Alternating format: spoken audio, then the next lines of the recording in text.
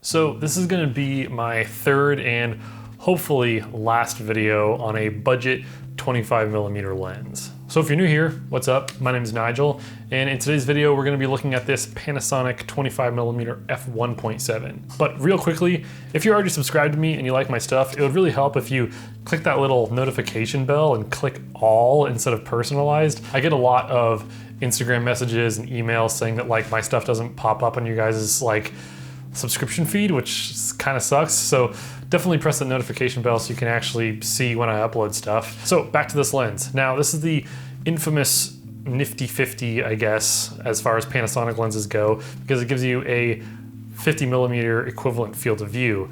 Now, this is one of Panasonic's cheaper lenses. This is about 150 bucks, I think, right now, which is actually a really good deal. And I actually have owned this lens before when it first came out, and I kind of didn't like it. And in a lot of my videos, I kind of recommended the 20mm f1.7 over this one. I bought it again, and I've just been trying it out, and there's been some firmware updates, and now I've kind of changed my tune when it comes to this lens. But since I'm talking about it so much, let me just throw it on my camera and you can actually see how it looks on my Panasonic GH3. So this is the field of view that you can expect from this 25mm lens.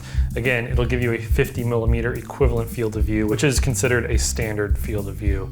And as far as like a YouTube lens, I mean, you do have to be, pretty far away from your camera in order to, get your framing right.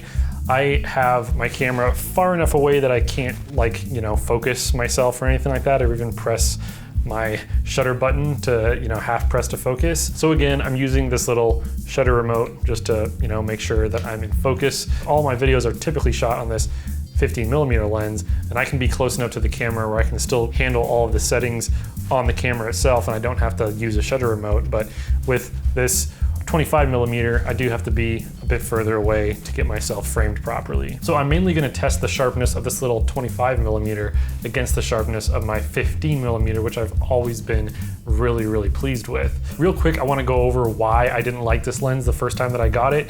And I use my Panasonic GH3 for video mostly, but occasionally I like to just take it out and take some photos with it as well, because it is a pretty capable photo camera. And when I bought this the first time, I wasn't really that pleased because in the photo aspect of it, it had this really bad back focus issue where you would focus on something and you would think that it's in focus, but what you're focusing on actually wasn't in focus. Now since then, there have been some firmware updates and it's gotten a lot better. I've always thought, because I've watched a bunch of other reviews on this lens, that this is not a very sharp lens. At least that was the impression that I got from a lot of other YouTubers, is that this isn't a very sharp lens. But as you'll see with some of my test results, that's not necessarily the case. And yeah, this is a fly-by-wire lens. It's not weather sealed. It does feel pretty plasticky, although it does have a metal mount, which is pretty nice. It has a pretty close minimum focusing distance, which I've owned the Leica 25 f1.4 before. This one can focus closer than that lens, which is pretty cool. It gives you a 50mm equivalent field of view at f1.7. So this is definitely a lens that most people consider if they're looking for that 50mm equivalent field of view. So seeing as I've done two other videos on 25mm lenses that are pretty budget friendly, and now I have this lens, I'm sure a lot of you are wondering which 25mm lens should I go with if I'm on a Micro Four Thirds camera.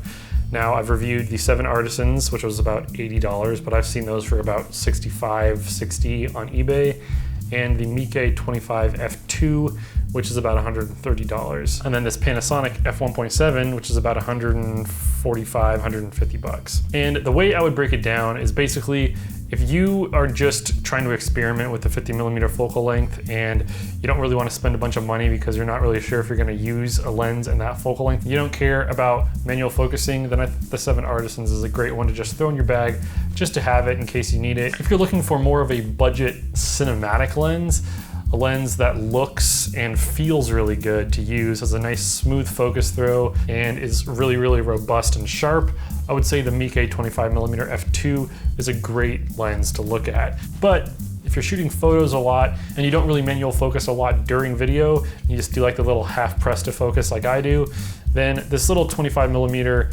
f1.7 is a really great lens to look at. I've been using it a lot actually for just, B-roll and product shots and stuff like that.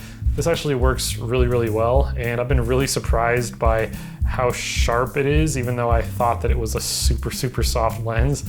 But yeah, this is about 150 bucks, and I actually recommend it now. And it's definitely a really good bang for buck lens. Anyways, that was my review of the Panasonic 25mm f1.7. Again, hopefully this will be the last 25mm lens review that I do, but if you enjoyed that video, it would be really cool if you hit the thumbs up.